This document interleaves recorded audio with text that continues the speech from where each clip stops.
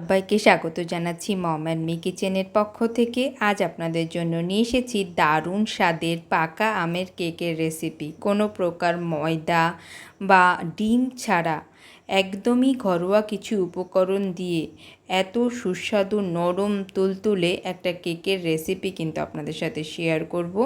ছোট বড় সকলেরই কিন্তু খুবই পছন্দ হবে এবং আমি কথা দিচ্ছি একবার বানালে কিন্তু বারবারই আপনাকে বানাতে হবে, এত সুস্বাদু এই কেকটা। তো চলুন কথা না বাড়িয়ে শুরু করি আজকের রেসিপিটি। শেষ পর্যন্ত দেখার জন্য বিনীত রিকোয়েস্ট রইল। পাকা আমের দারুণ সুস্বাদু নরম এই কেক বানানোর জন্য আমি এখানে নিয়ে নিচ্ছি 1 কাপ সুজি। যে সুজি আমরা প্যাকেট কিনি সেই সুজি, 1 কাপ সুজি। যেই কাপ বা বাটি অনুযায়ী আপনি নিতে পারেন, একদম ইজি মেজারমেন্ট। 1 কাপ সুজির মধ্যে হাফ কাপের একটু কম চিনি দিয়ে দিচ্ছি, যেহেতু আম দেব এবং আমও খুব মিষ্টি হয়, তো এর থেকে বেশি চিনির দরকার হবে না। 4টে ছোট এলাচ কিন্তু ছাড়িয়ে দিয়ে দিচ্ছি ফ্লেভারের জন্য, দারুণ একটা ফ্লেভার আসে। আমি এখানে কিন্তু বাইরের কোনো ফ্লেভার অ্যাড করব না, আমের এবং এই এলাচের ফ্লেভারই কিন্তু পুরো কেকটা একদম সুন্দর একটা ফ্লেভার কিন্তু দেবে। ভালো করে এভাবে 4টেই খোসা ছাড়িয়ে আমি দিয়ে দেব। দিয়ে কিন্তু মিক্সার জারটাকে ঘুরিয়ে নেব 2 মিনিট। স্মুথ একটা পাউডার তৈরি করব। 2 মিনিট ঘোরালেই কিন্তু সুন্দর একটা স্মুথ পাউডার তৈরি হয়ে যাবে। ছাঁকনির সাহায্যে কিন্তু এভাবে ছেঁকে নেব, যাতে করে এর ভিতরে যদি কোনো লাম্পস থাকে তাহলে কিন্তু সেটাও বেরিয়ে যাবে। আর এটা কিন্তু দরকার কেক বানানোর সময়, তাহলে কি হয়, পুরো পাউডারটা কিন্তু একদম দেখুন এই যে ছোট ছোট যেগুলো আমরা দেখতে পাচ্ছি এই লাম্পসগুলো বেরিয়ে গেল। আমটা ভালো করে ধুয়ে খোসা ছাড়িয়ে নেব। খোসা ছাড়িয়ে আটি এবং খোসা ফেলে পুরো আমটাই কিন্তু দেব এখানে। তো এইভাবে আমি কেটে নিচ্ছি আমটা। ভালো পাকা মিষ্টি আম নেবেন এবং চেষ্টা করবেন আমের কালারটা, যে আমের কালারগুলো বেশ সুন্দর হয় এবং মিষ্টি হয়, দিলে হয় কি কেকের কালারটা বেশ ভালো আসে। তো আপনারা যে কোনো আম, মিষ্টি আম এখানে ব্যবহার করতে পারেন। মিক্সার জারে চামচের সাহায্যে আমের শাঁসগুলো নিয়ে নিচ্ছি। তো এইভাবে পুরো আমটার শাঁসই নিয়ে নিলাম। নিয়ে এর মধ্যে যেই কাপ দিয়ে আমি কিন্তু এখানে সুজি নিয়েছি বা চিনি নিয়েছি, সেই কাপেরই দিয়ে কিন্তু আমি এখানে দুধ নিয়ে নেব। দুধটা কিন্তু ফুল ফ্যাট মিল্ক, যে দুধ আমি রেগুলার বাড়িতে ব্যবহার করি, সেই সর আছে, সেই সরও কিন্তু এখানে দিয়ে দেব। দিয়ে দিচ্ছি দেখুন হাফ কাপের একটু বেশি দুধ, হাফ কাপের একটু বেশি। দেখুন সরওয়ালা দুধ দিয়েছি, যে সরটুকু জমেছিল এর ভিতরে দিয়ে দিলাম। একটা স্মুথ পেস্ট কিন্তু এভাবে বানিয়ে নিয়েছি, আপনারা ভিডিওটিতে লক্ষ্য করুন। এবার এই মিশ্রণটা দিয়ে এটার ভিতরে দিয়ে এটাকে কিন্তু ভালো করে মাখিয়ে নেব। বলে রাখি যে আমাদের কেকের যে ব্যাটারটা হচ্ছে সেটা কিন্তু খুব পাতলা হবে না, এটা কিন্তু একটু ঘন হবে, খুব বেশি লিকুইডই হবে না। কেমন হবে অবশ্যই আপনারা ভিডিওটা ফলো করতে থাকুন, দেখতে পাবেন। তো যদি আপনার মনে হয় যে হাফ কাপ দুধ এবং পুরো আমটা দেওয়ার পরেও আপনার একটু দুধ লাগবে, তাহলে আপনি পরে অ্যাড অন করবেন।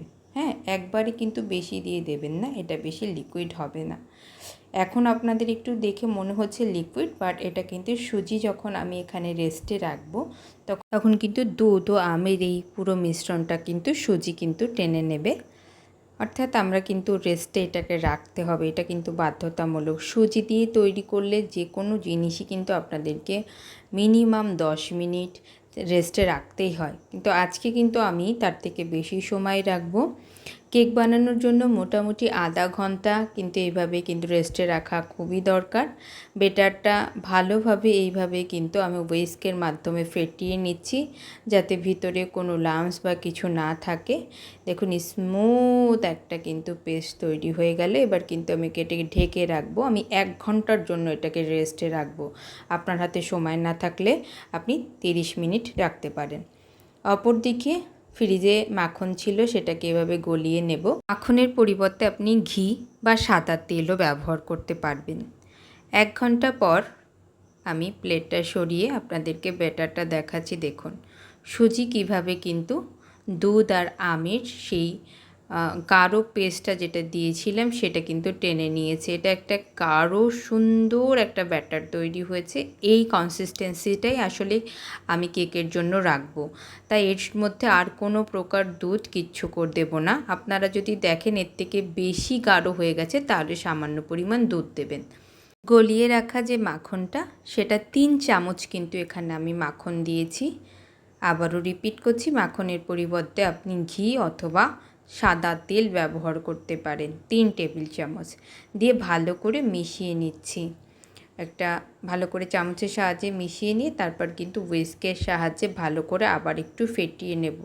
বেশি না, 1 মিনিট মতো হুইস্কের সাহায্যে ভালো করে ফেটিয়ে নেব। এই মাখনটা যেটা দিলাম সেটা এই ব্যাটারটার সাথে যেন ভালোভাবে মিশে যায়। এরপরে কিন্তু এর মধ্যে আমি দেব বেকিং পাউডার।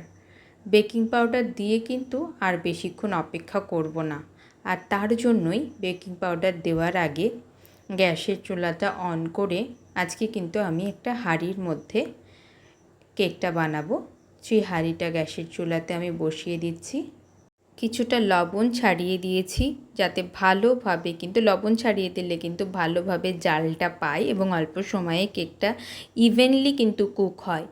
তার ভিতর একটা স্ট্যান্ড বসিয়ে দিয়েছি। আপনারা ভিডিওটি দেখেই বুঝতে পারছেন। আমি কিন্তু প্রতিবার কেক তৈরি করার সময় এভাবে লবণ বিছিয়ে দিই। এই লবণটা আবার তুলে রাখি, কোনো রকম গলবেও না।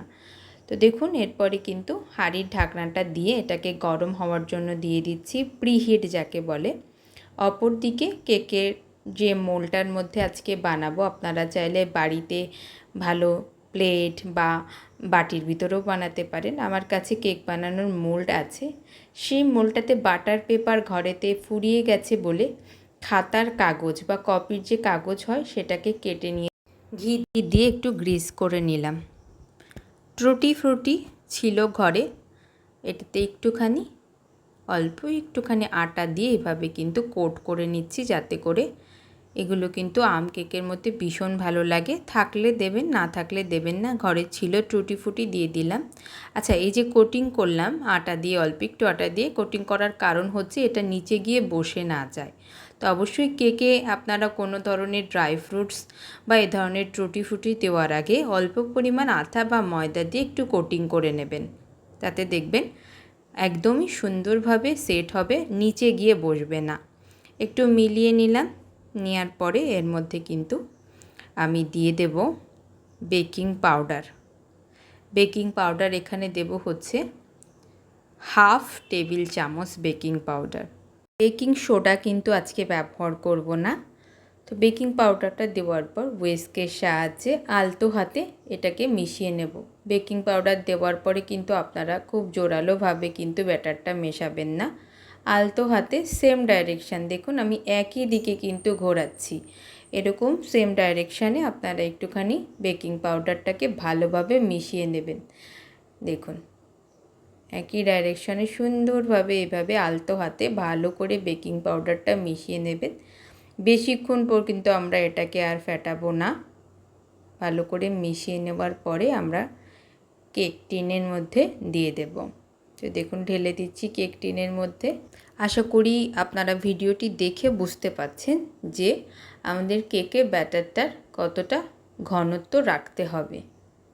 তো এইভাবে পুরো ব্যাটারটা কেক টিনের মধ্যে ঢেলে দেওয়ার পর উপর থেকে গার্নিশিং বা সাজানোর জন্য দিয়ে দিচ্ছি সামান্য কিছু টুটি ফ্রুটি, কিছু কাজু বাদাম কুচি এবং কিছু আমন্ড বাদামের কুচি। এটা এর উপরে কিন্তু এবার ছাড়িয়ে দেব।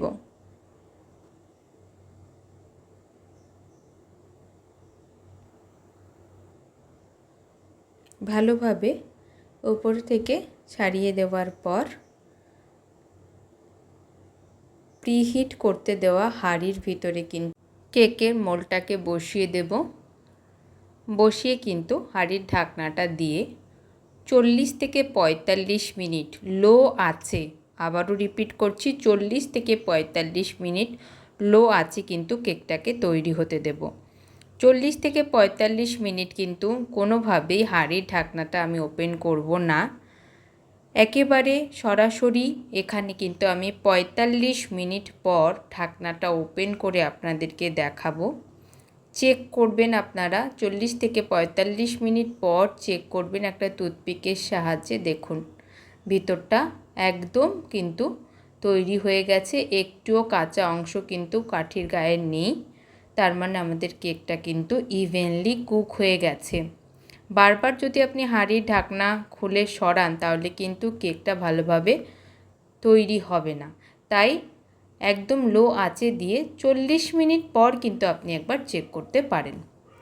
যদি দেখেন কুক হয়ে গেছে তাহলে বন্ধ করে দেবেন, আর কুক না হলে আরও 5 মিনিট রাখবেন। দেখুন কি সুন্দর স্মুথ সফট একটা কেক কিন্তু তৈরি হয়ে গেছে। আচ্ছা, আমি পেছন পাশটা আপনাদেরকে কাগজ সরিয়েছি তো সেটাও দেখিয়ে দিচ্ছি। দেখুন কোথাও একটু পড়েনি, কি স্মুথ একদম। আপনারা দেখতেই পাচ্ছেন যে কতটা স্মুথ একটা সফট কেক কিন্তু তৈরি হয়ে গেছে। এবার এটাকে আমি আপনাদেরকে কেটে দেখাবো যেটা কতটা সফট হয়েছে। বিশ্বাস করুন, আম কেক খেতে যেমন সুস্বাদু, এখানে ময়দাও ব্যবহার করা না, শরীরের জন্য খুব ভালো।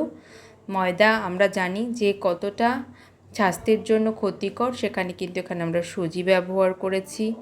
কোনো ধরনের আর্টিফিশিয়াল কালার ফ্লেভার নেই, খেতে যেমন সুস্বাদু কালারটাও সেরকমই একদম পিওর আমের কালার। দেখুন কি সুন্দর, আপনাদের প্রতিটা কেক পিস করে দেখালাম, খুব ক্লোজ থেকে আমি আপনাদেরকে দেখিয়েও দিচ্ছি যে ভিতরটা কীরকম স্পঞ্জি হয়েছে। দেখুন কেমন সফট হয়েছে সেটা একটু ভেঙেও দেখিয়ে দিচ্ছি। দেখুন সত্যি বলছি, একবার অবশ্যই কিন্তু এই কেকটা ট্রাই করবেন, ট্রাই করে জানাবেন কমেন্টস বক্সে যে আপনাদের কেমন লেগেছে। ভিডিওটি ভালো লাগলে ভিডিওটিতে লাইক কমেন্ট শেয়ার করে সবাইকে দেখার সুযোগ করে দিন। এই চ্যানেলে যদি আপনি প্রথমবারের জন্য হন বা চ্যানেলটি যদি এখনও সাবস্ক্রাইব না করে থাকেন, অনুরোধ করব চ্যানেলটিকে সাবস্ক্রাইব করে আমার পাশে থাকার জন্য, নিত্য নতুন এরকম প্রতিদিন কোনো না কোনো রেসিপি পাওয়ার জন্য।